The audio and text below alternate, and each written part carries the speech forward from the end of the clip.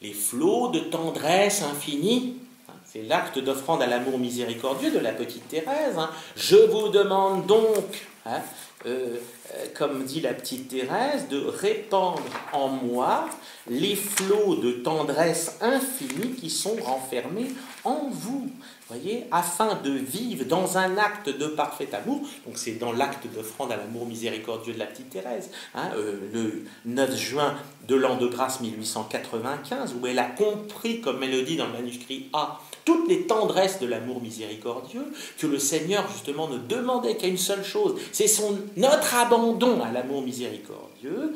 Donc voilà, elle formule ainsi le jour de la Sainte Trinité, c'est la fête de la Sainte Trinité, le 9 juin donc 1895, elle formule ainsi son acte d'offrande, qui est une de ses plus grandes, si ce n'est le sommet, je dirais, de la prière de la petite Thérèse, qui synthétise vraiment ce que la petite Thérèse a voulu nous transmettre de ce qu'elle avait compris de son offrande à l'amour miséricordieux, alors qu'à l'époque on s'offrait à la justice divine, vous voyez, on s'offrait finalement pour être les paratonnerres de la justice de Dieu. Donc on s'offrait à une vie finalement une vie où justement on essayait de compenser les péchés des hommes par une vie donc qui soit pure, etc., etc. Et donc, mais on s'en, d'une certaine manière, même si Thérèse ne condamne pas et ne juge pas les sœurs qui à l'époque s'offraient à la justice de Dieu, elle ne comprend pas le caractère du bon Dieu comme cela, elle pense que Dieu est d'abord amour et amour miséricordieux, et donc elle s'offre comme victime d'offrande à l'amour miséricordieux, c'est-à-dire comme victime à l'amour de Dieu, elle s'offre à l'amour de Dieu, en espérant recevoir de Dieu son amour, et pour pouvoir vivre d'amour et mourir d'amour. C'est pour ça que alors elle propose à sa sœur Marie, à un moment donné, de faire cet acte d'offrande, et elle dit « Ah non, non, surtout pas !» parce qu'elle a peur, cet acte d'offrande, parce qu'elle dit « Oh là là, si c'est comme s'offrir à la justice de Dieu, avec les exemples qu'elles ont pu avoir de sœurs qui s'offrent ainsi, non !» Mais la petite Thérèse la rassure, elle dit « Mais qu'est-ce que vous voulez attendre de Dieu ? En s'offrant à l'amour, on ne peut obtenir de l'amour que l'amour. On ne peut, en s'offrant à l'amour de Dieu, on ne peut obtenir, on ne peut recevoir de l'amour de Dieu que son amour. Donc il n'y a rien à... Et par contre, s'abandonner totalement à la volonté de Dieu. C'est pour cela que Thérèse, elle ne choisit pas non plus, ça ne va pas être une voie de quiétisme, la voie d'enfance. Ça ne va pas être une voie, un chemin parsemé de roses sans les épines. Il y a toujours les épines, il y a toujours effectivement, il y a toujours la souffrance, la douleur, mais qui est la douleur de ce monde qui est justement en rupture avec Dieu. Nous ne sommes plus dans les conditions d'une alliance avec Dieu qui n'aurait pas été rompue. Nous sommes dans un monde déchu. Il faut encore le rappeler.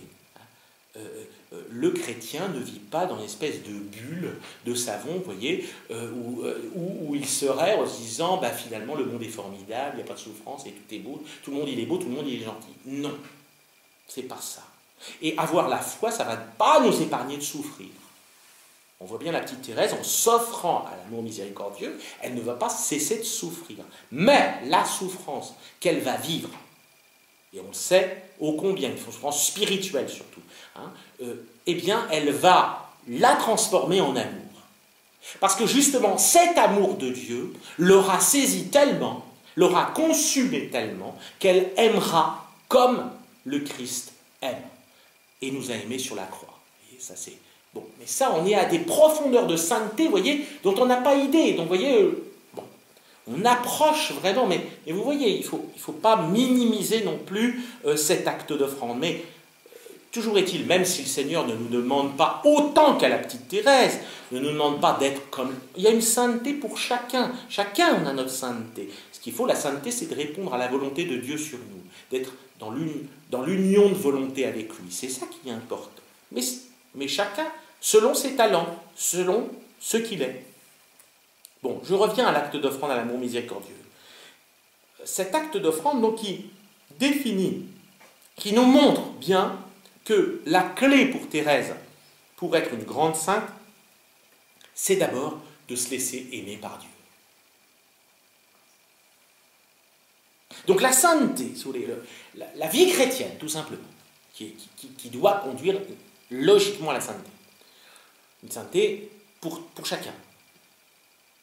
Elle commence d'abord par accueillir dans la foi l'amour que Dieu nous porte. C'est ça qui est important de comprendre, d'abord. Ce qui est important de voir, c'est que Dieu nous aime, mais en même temps, avec tendresse. Et aimer avec tendresse, comme dit saint Jean de la Croix dans le Cantique spirituel, c'est aimer doublement. C'est extraordinaire. Ça, hein. Je cite le père André Comte, donc dans, vous savez que c'est un de mes commentateurs favoris, je l'ai cité déjà la dernière fois. Nous aimons avec une tendresse infinie, Dieu nous aime donc, si l'on peut dire, 2 fois infiniment. En d'autres termes, il convient de savoir et de n'oublier jamais que Dieu nous aime d'un amour tel qu'il dépasse toute idée qu'il nous soit possible de nous en faire. Cette certitude est d'une importance extraordinaire. Chaque fois que nous pensons à la justice, à la sévérité, aux exigences de Dieu, nous risquons de nous tromper. Nous risquons de nous tromper parce que, donnant à ces mots le sens que notre expérience humaine nous permet de leur donner, nous nous exposons à concevoir cette justice, cette sévérité, ces exigences en fonction de nos limites, sans tenir compte du fait essentiel qu'elles sont non seulement affectées d'un coefficient d'infinitude qui en modifie la structure, c'est très bien écrit, hein, vous voyez, mais transfigurées par un amour infini. Transfigurées par un amour infini. Nous ne pouvons pas nous tromper lorsque, méditant sur l'amour de Dieu, nous le portons au-delà de ce que nous pouvons imaginer de plus maternel et de plus tendre, quoi que nous puissions nous représenter, Dieu est infiniment plus amour que cela.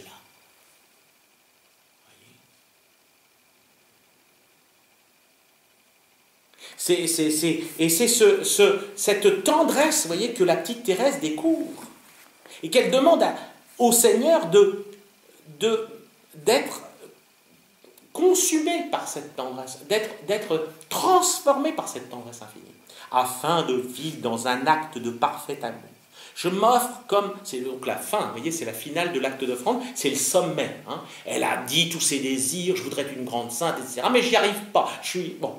Alors, afin de vivre dans un acte de parfait amour, voyez, je m'offre comme victime d'Holocauste à votre amour miséricordieux, vous suppliant de me consumer sans cesse. Vous voyez, il y a du feu là-dedans.